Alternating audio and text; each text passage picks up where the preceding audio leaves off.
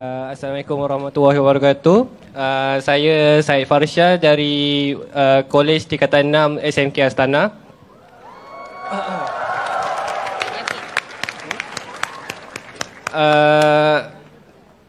Saya ingin bertanya kepada Datuk Seri Pakcik Anwar betapa. Ya. Daddy boleh Daddy?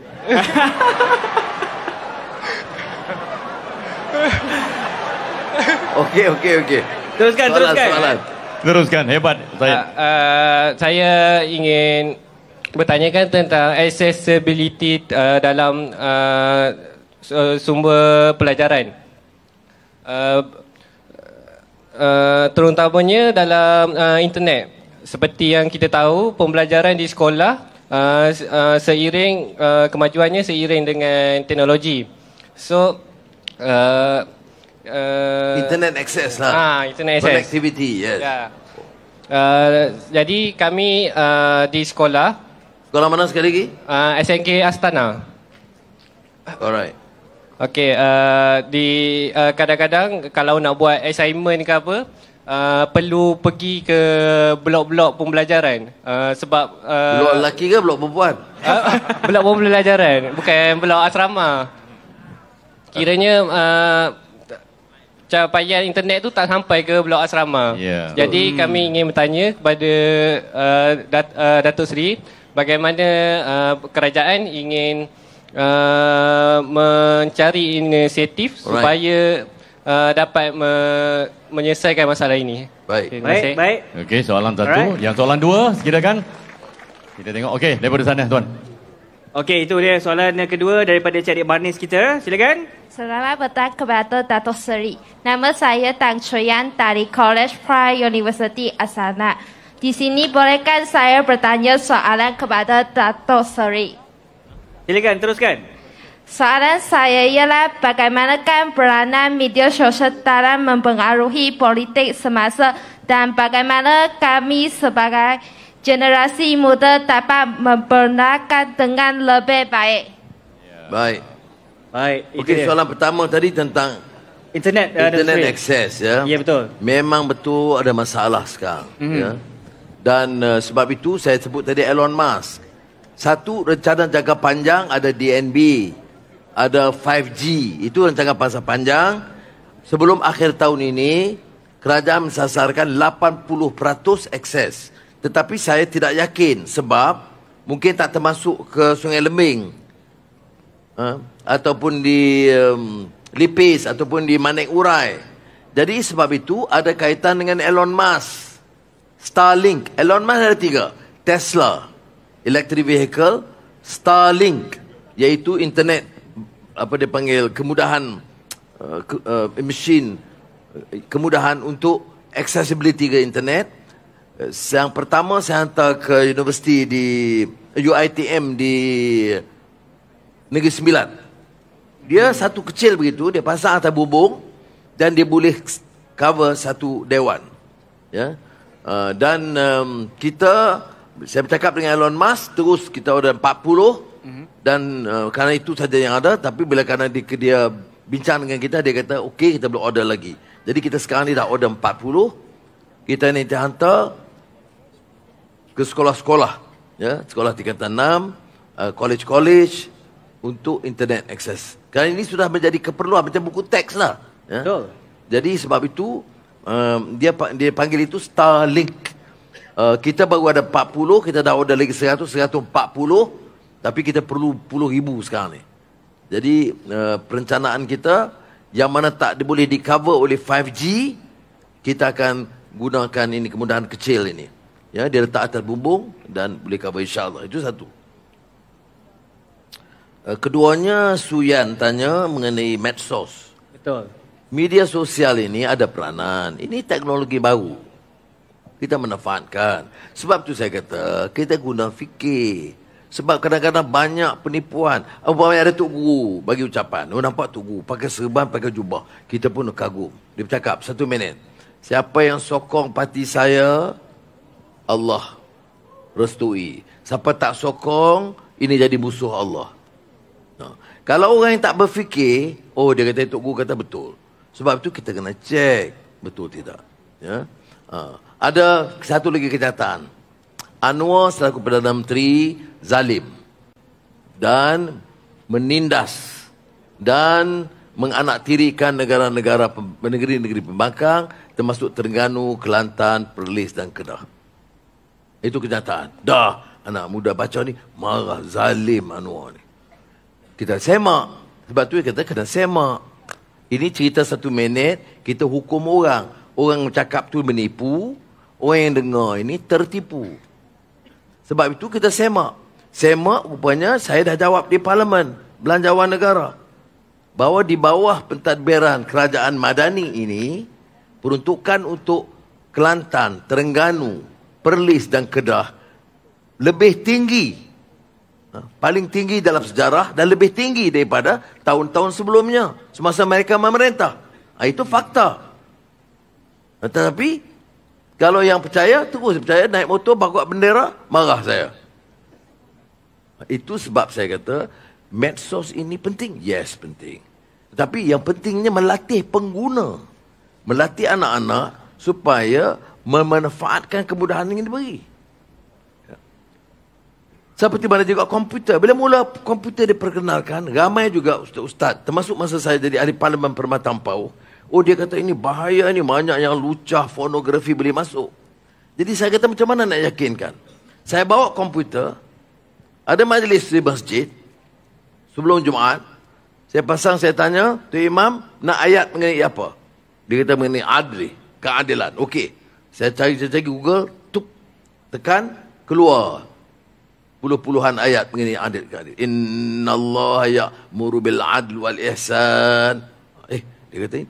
Jadi kita kata, kemudahan ini bagaimana kita nak gunakan? Kita boleh gunakan untuk meningkat ilmu kita. Kita boleh menggunakan untuk merusakkan dan rendah akal budi kita. Jadi samalah dengan medsos. Ya, ini keperluan yang sangat penting. Kerana kita dapat melihat perkembangan secara terpantas. Tetapi kalau kita tidak membaca, ia tidak membantu, saudara. Percayalah, tidak ada ilmu yang boleh dikuasai dengan 1-2 minit. Rasulullah SAW melatih kumpulan awal para sahabat itu bertahun-tahun. Bukan dengan 1 ayat, 1 huruf. Tidak. Kita harus baca. Apa? Muzammil, Mudaththir, ya awal. Qum fa'anzir, wa rabbaka fakabbir, wa thiyabaka fatahhir. Bangun daripada kealpaan. Ada kaitan dengan soalan medsos ini. Bangun daripada qum fa'anzir, dari tidur kamu, dari leka kamu, daripada lalai kamu. Bangun. Bangun untuk apa? Untuk pencerahan. Maknanya, tahu bahawa kebesaran itu warabbaka fakabbir. Allah yang maha besar. Kemudian, kalau betul kita aku Allah itu maha besar, maka bersihkan. Wa thiyabaka fatahhir. Bersihkan. Bersihkan diri kita, bersihkan jiwa kita, hati nurani kita. Bagaimana bersihkan kalau kita tak tahu? Ini cabaran bagi anak-anak muda. Medsos penting? Yes. Critical? Yes. Tetapi gunakan, manfaatkan untuk menilai dan membaca. Tidak hanya terpukau, tertipu dengan 1-2 perkataan. Saya dengar semalam kawan forward satu TikTok kata, negara kita sedang menghadapi dan akan menempuh kehancuran. Saya kata, mana? Hancur kat mana?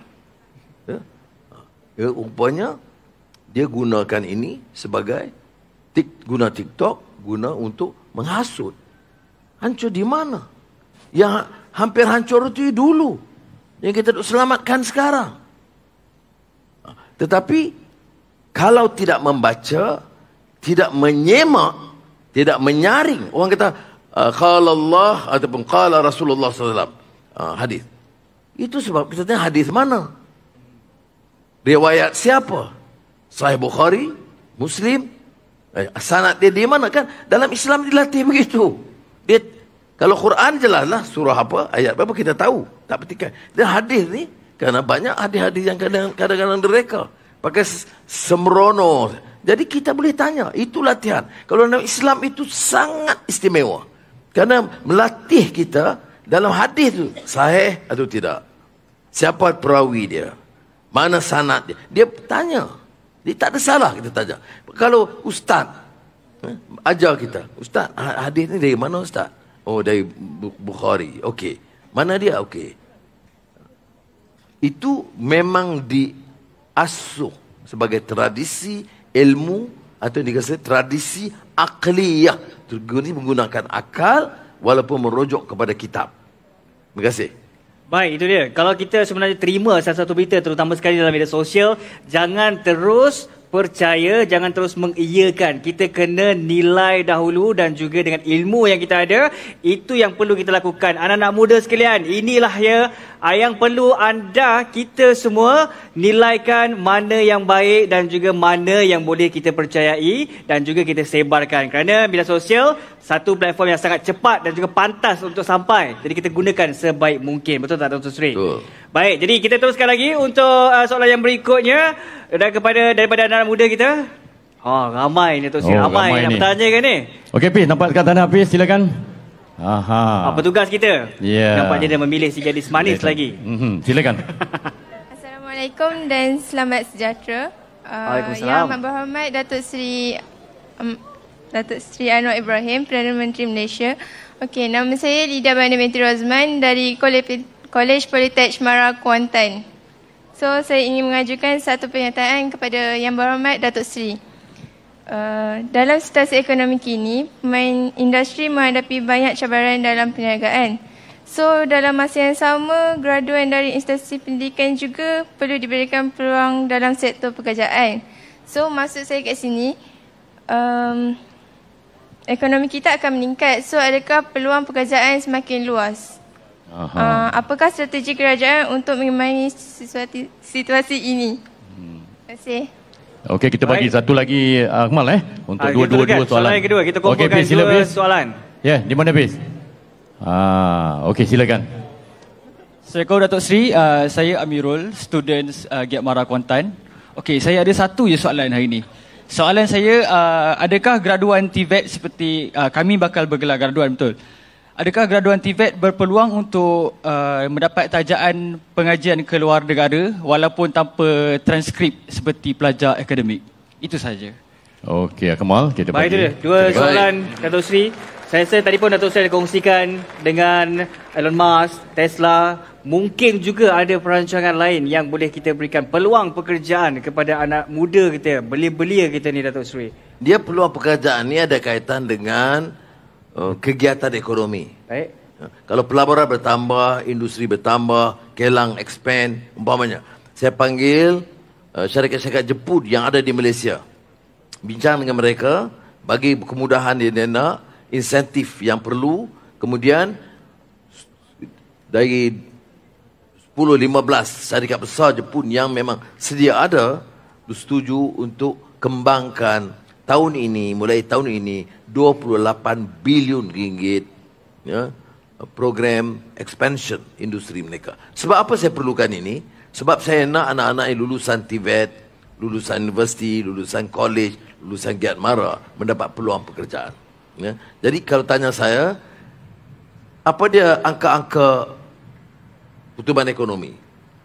Kalau suku tahun pertama, pertumbuhan negara Malaysia di antara paling tinggi di ASEAN. Lebih tinggi dari negara China, Vietnam, Singapura dan Indonesia. Inflasi kita menurun. Walaupun ada beberapa barang keperluan masih tinggi. Sebab itu kita tekankan rahmah. Kadar pengangguran turun. Baik. Tapi masih ada yang menganggur. Sebab itu angka-angka ni jangan mengelirukan. Ya. Dia pengangguran kata 3% begitulah. Tak ingat saya 3% lebih kurang. Tapi bagi yang menganggur itu dia tak kira angka. Dia ada masalah tanggungjawab kepada keluarga. Jadi kita kena cari jalan menyelesaikan. Tapi angka-angka ini meyakinkan. Dan sekarang bila pelaburan datang dengan begitu menarik. Ya, saya sebut dari China, Geely, dari Arab Saudi, dari Amerika, itu dah mula memberi perhatian kepada Malaysia. Ya, ini akan memberi peluang pekerjaan. Kalau tanya saya, peluang pekerjaan bagi anak-anak muda yang sekarang sedang melalui latihan, itu lebih meyakinkan. Tujuan saya sekarang nak meningkatkan keupayaan dia supaya gaji lebih baik daripada dulu. Itu matlamat kita dalam kerajaan. Baik. Yang kedua soal yang disebut cabaran industri. Kita bagi pendekanan sekarang lain, ya, teknologi makanan yang disebut food security, tapi dalam bidang teknologi makanan. Dan saya umpamanya bulan lalu di Kedah kita sediakan 3 bilion ringgit prasarana untuk pesawah padi. Kerana pesawah padi itu di kalangan yang miskin. Ada tak ibu bapa yang jadi pesawah di sini? Ada angkat tangan? Tak ramai ya. Bang sawah tak ramai. Tak kurang ya. Baik. Jadi dan ramai yang miskin. Jadi saya luluskan 3,000 juta ringgit. Mengapa? Kerana kita nak tingkat pendapatan dia. 5 musim 2 tahun. Sekarang 1 musim 1 tahun. Kita nak 5 musim 2 tahun. Jadi pendapatan dia akan melonjak naik. Itu di antara langkah-langkah teknologi, ya, bukan saja industri dalam arti kata terbatas. Soalan kedua, Mirul, Giat Mara. Soal TVET. Saya katakan keutamaan sekarang di TVET. Dan menurut Geely, dia nak ambil 300 lulusan kejuruteraan universiti dan lulusan TVET yang dibawa ke universiti Geely di negara China untuk dilatih tambahan. Dan kita tidak menghalang sama sekali. Dan kita iktiraf kelulusan TVET itu, dan tak benar kalau kata-kata tak iktiraf. Tetapi kategorinya ikut TVET. Jadi kalau ada keperluan, umpamanya tajaan dalam bidang tertentu yang tidak ada keupayaan dalam negara, kalau dilatih di luar negara, negara China ataupun di Arab atau di Amerika atau Europe, saya tidak ada masalah, kita boleh hantar. Nanti Ashraf Wajdi akan mula program itu di kalangan yang di bawah pengendalian MARA, kita akan cuba hantar. Ya. Tetapi kalau pekat sekarang, kita tak fikir terlalu mendesak kerana kita nak bawa kemahiran dan kepakaran itu melatih jumlah yang lebih ramai. Terima kasih. Baik, itu dia. Dan kita pasti dan kita lihat untuk peluang melanjutkan pengajian bagi graduan TVET ini sangat luas ketika ini dalam dan juga ke peringkat luar negara. Dan Datuk Seri, kalau kita lihat sebenarnya daripada food track ataupun daripada graduan-graduan TVET sendiri, ramai yang dah pun sama belajar ke luar negara dan juga kembali semula menyumbang kepada pembangunan ekonomi negara kita. Dan apa kata kita teruskan lagi Datuk Seri? Untuk soalan yang berikutnya, Datuk silakan. Kita bagi 2 lagi last. Baik, soalan okey, silakan. 2 yang terakhir. Cik Faris kita silakan. Nampak Cik Faris tu. Yang depan, silakan. Silakan. Assalamualaikum dan Assalamualaikum Madani. Nama saya Muhammad Aklan Hafiz bin Muhammad Syukri, pelajar tingkatan 6 Sekolah Menengah Kebangsaan Sultan Abu Bakar, Sekolah Kluster Kecemerlangan. Saya ingin mengajukan soalan kepada Datuk Seri.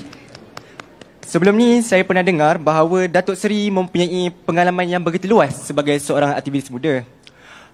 Oleh itu, soalan saya, bolehkah Datuk Seri sendiri kongsikan sedikit sebanyak pengalaman tersebut dan bagaimana melalui pengalaman sebagai seorang aktivis muda, perkara tersebut dapat memberikan kesedaran kepada isu sosial masyarakat yang akhirnya dapat menjadikan Datuk Seri sendiri pemimpin negara yang mampu membina persekitaran yang inklusif, harmoni dan bermaruah. Itu sahaja.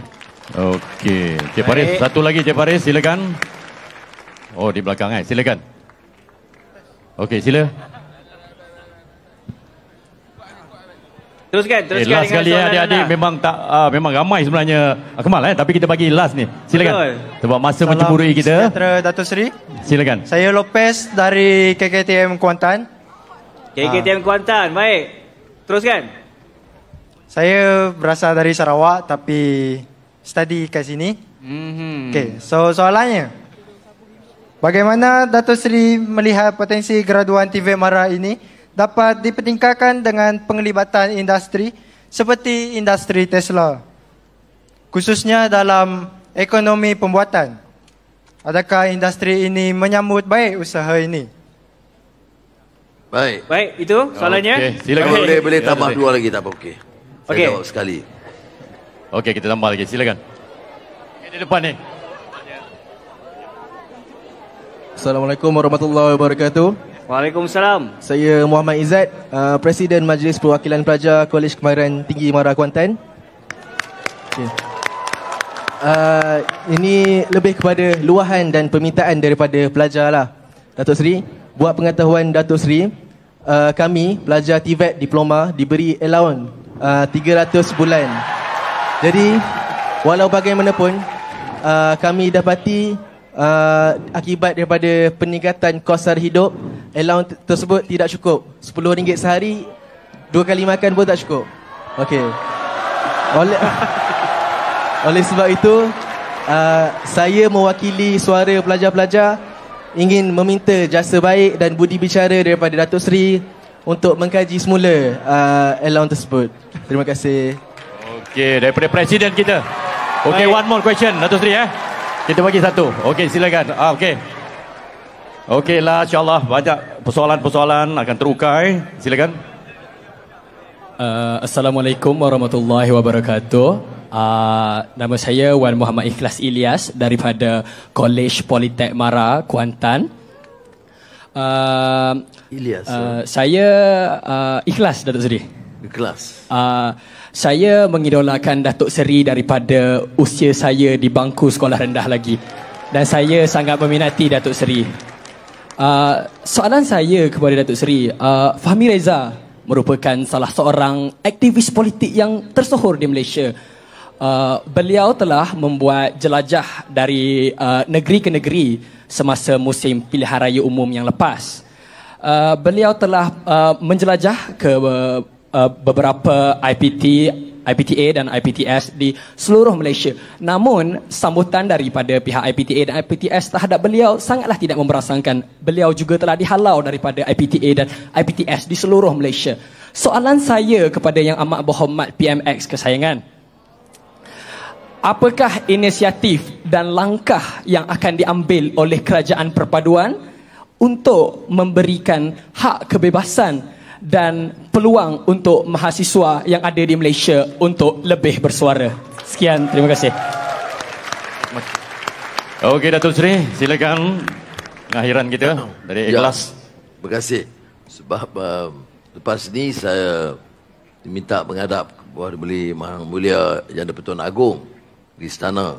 Sebab tu saya tak boleh lanjutkan. Betul. Tapi kalau lambat saya beritahu, ampun tuanku, ini anak-anak saya kacau, jadi saya terlambat. Baik. Akhir tadi tanya apa dari tingkatan 6 ya, apa yang saya lakukan sebagai aktivis muda. Ya, kita semasa muda tentu ada kekuatan, ada kelemahan, ada yang harus kita belajar. Jadi tak semestinya itu semua kita buat itu benar. Tapi saya seperti mana anak-anak lakukan dengan keyakinan. Anak muda ini ditandai oleh dengan apa? Idealism. Dia suka kepada yang baik, adil, dia benci kepada rasuah dan penyelewengan. Jadi cetusan semangat itu yang mendorong dia buat beberapa tindakan. Ya. Dan tentu kadang-kadang keras. Sebab itu ada orang anak muda. Dia cakap dia pemimpin muda, pemuda. Tetapi tak semestinya mencetuskan idealisme muda. Kadang-kadang orang umurnya muda, tapi pikiran macam orang tua. Umurnya muda, tetapi bersekongkol dengan perasuah. Umurnya muda, tetapi jadi penjilat dan pencacai kepada orang-orang yang membawa kerusakan. Sebab itu yang muda itu sandarannya di mana? Dalam Al-Quran. Nahnu nakhussu alaika naba'ahum bilhaq. Innahum fityatun amanu birabbihim wazidnahum huda. Allah sebut dalam Quran, akan aku ceritakan kisah yang sebenar bilhaq. Apa dia? Anak muda yang beriman, terasnya keyakinan, kepercayaan, maka Allah berikan mereka petunjuk. Apa dia? Yang dalam intisari dia.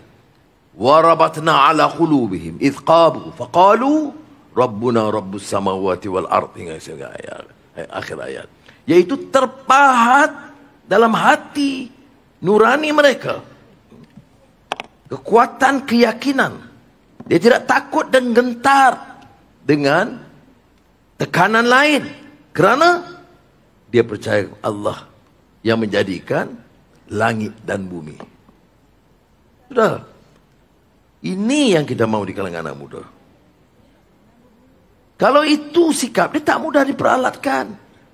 Kerana mana dia tahu yang benar yang palsu? Dengan membaca, dengan ilmu, dengan ada sandaran. Mana dia tahu untuk kebaikan? Kerana dia nilai yang baik. Ini orang yang rasuah bilion-bilion, jumpa, cium tangan lagi. Tipu kita hari-hari, jumpa, kita cium tangan lagi. Ini bukan manusia, ini baral. Ya. Sebab itu, anak-anak harus faham. Saya nampak keras, ya saya keras. Kerana kita nak selamatkan negara ini, nak selamatkan keluarga. Guru Fadina di sekolah. Anak-anak curi pensel kawan. Ditegur oleh guru, jangan curi. Sudah besar, sudah jadi pembesar, curi harta rakyat beratus-ratus juta. Dan kita masih jumpa dia, cium tangan. Latihan apa? Nilai apa? Akhlak apa? Sebab itu saya kata, kalau mau jadi aktivis, dia mesti tercerna dari keyakinan. Dari sistem nilai yang baik.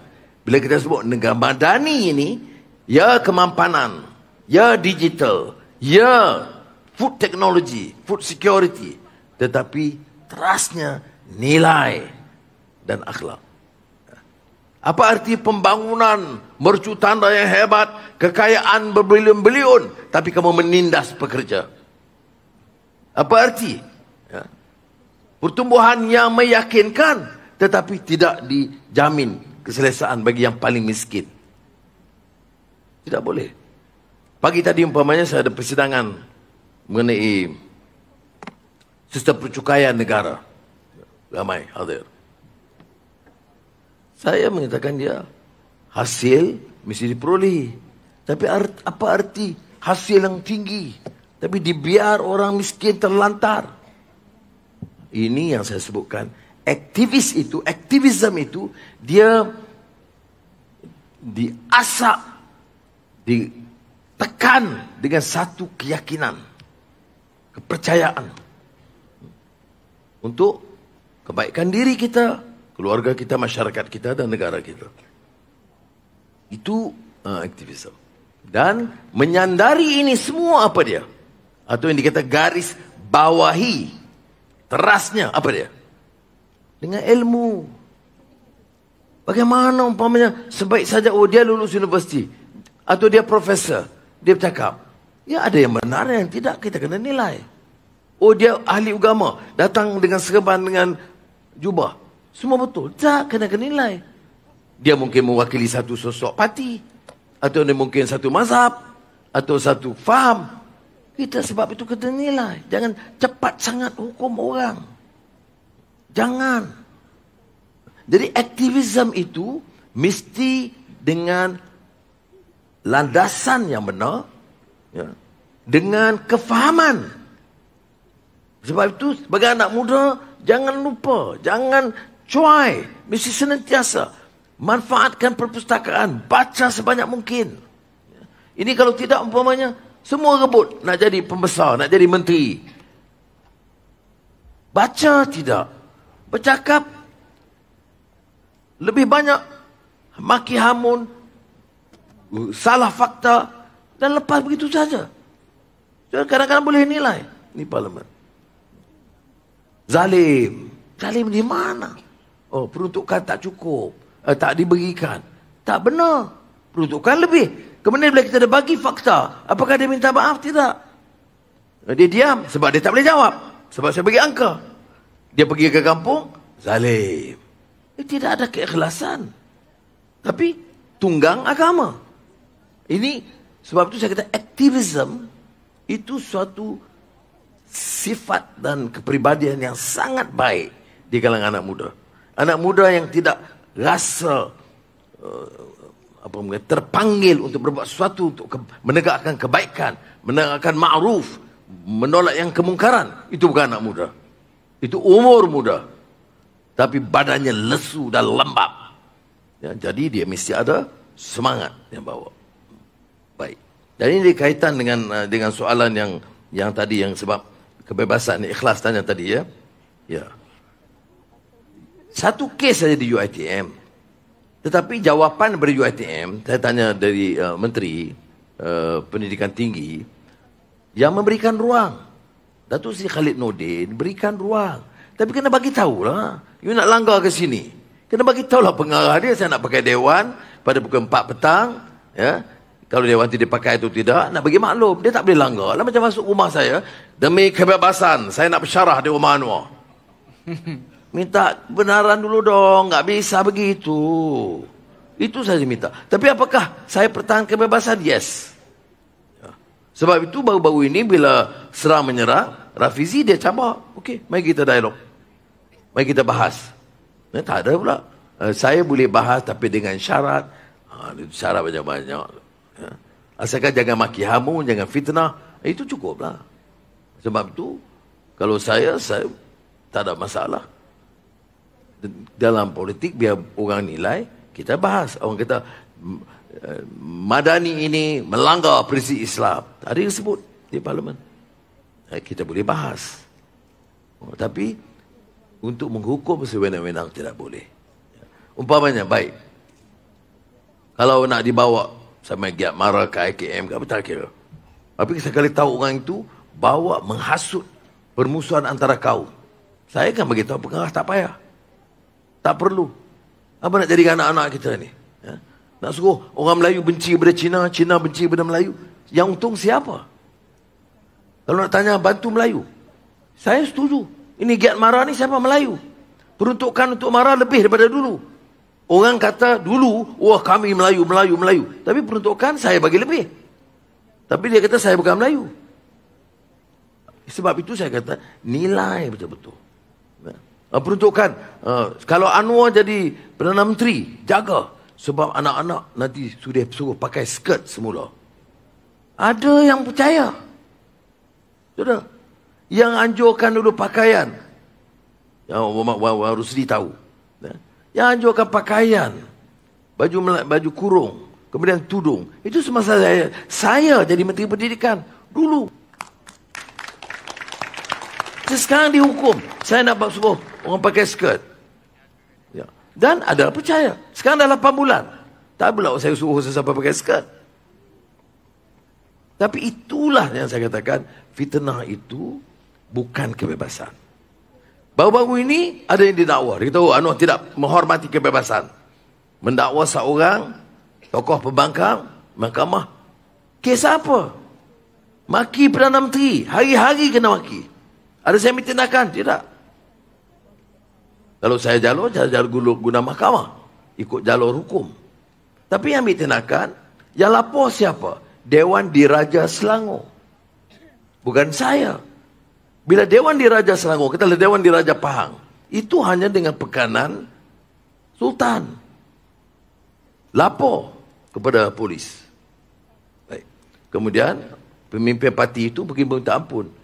Tuanku Sultan jawab, belum selesai. Saya tak boleh terima orang menghina raja. Ini kebebasan. Tak. Sebab raja ini payung negara. Dia bukan orang politik. Dia jawab, dia serang saya boleh jawab di sini. Raja, tak ada. Bukan nak bagi raja dialog. Bukan kerja raja. Raja ini jadi payung dan ketua negara. Jadi sebab itu, perlembagaan melindungi raja-raja daripada jadi bahan serangan politik. Maka tindakan diambil untuk didakwa. Apa mereka kata? Ini Anwar Ibrahim yang salah. Yang lapor raja. Dewan Diraja. Yang tak puas hati raja. Lapor pada siapa? Polis. Yang ambil tindakan polis.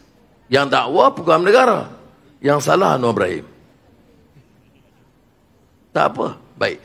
Semalam Sultan Perak pula bangkitkan. Dia marah parti berkenaan kerana menggunakan nama raja untuk menyokong parti. Raja tak campur dalam urusan politik. Ini bukan kebebasan. Ini salah guna kebebasan. Melanggar prinsip perlembagaan. Menghina raja-raja tidak dibolehkan dalam perlembagaan. Dan saya nak tegaskan, selagi saya Perdana Menteri, saya tidak izinkan politik pecah belah, terutama menggunakan dan menghina raja-raja, kerana prinsip negara kita mesti dipertahankan. Baik. Lopez, Sarawak. Bagaimana potensi TVET seperti Mara dan Tesla? Ini yang saya sebut tadi. Bila bincang dengan tim Tesla, dia kata ada beberapa elemen training tambahan yang patut kita berikan. Jadi nanti pengurusi Mara, Menteri Pendidikan, Menteri Pendidikan Tinggi akan teliti ini semua dengan mana-mana agensi supaya dapat memenuhi keperluan syarikat-syarikat berkenaan, supaya tidak ada mismatch di antara latihan dengan keperluan industri. Dan itu juga sebabnya mengapa saya minta beberapa industri terus bekerjasama dengan TVET yang ada. Aizat. Nak repair tandas lagi. Baru ni saya lulus RM300 untuk pejabat awam. RM100 untuk semua rakyat, jadi RM400. Yang pencen bagi RM200 lagi. Yang tak veteran tentera yang tak berpencen, saya bagi RM200, tambah RM100 jadi RM300. Pelan-pelan lah. InsyaAllah, kalau keadaan ekonomi kita lebih baik dan saya selesaikan perkara ini, noktah kemiskinan. Saya nak noktahkan kemiskinan Tegar tahun ini. Ada 130,000 keluarga paling miskin di negara ini. Miskin maknanya apa? Bukan tak ada RM10 sehari. Ya, yang tak ada susu nak beli untuk anak dia. Yang tak ada wang untuk beli uniform untuk anak-anak pergi ke sekolah. Dan saya tak mau rasa senang sebagai Perdana Menteri bila hal ini berlaku. Oleh demikian, saya kata, tahun ini semua kementerian, semua jabatan mesti bekerja selesaikan menoktahkan kemiskinan Tegar di Malaysia. Dan saya ingat ini rekod yang kita capai tahun ini, insya-Allah. Baik, itu dia. Terima kasih. Tambah lagi. Selesai, cukup. Selesai, cukup. Itulah masa yang kita ada setakat ini saja. Nampaknya kita terpaksa berada di sini kerana yang amat berhormat ada appointment seterusnya bersama dengan Sultan.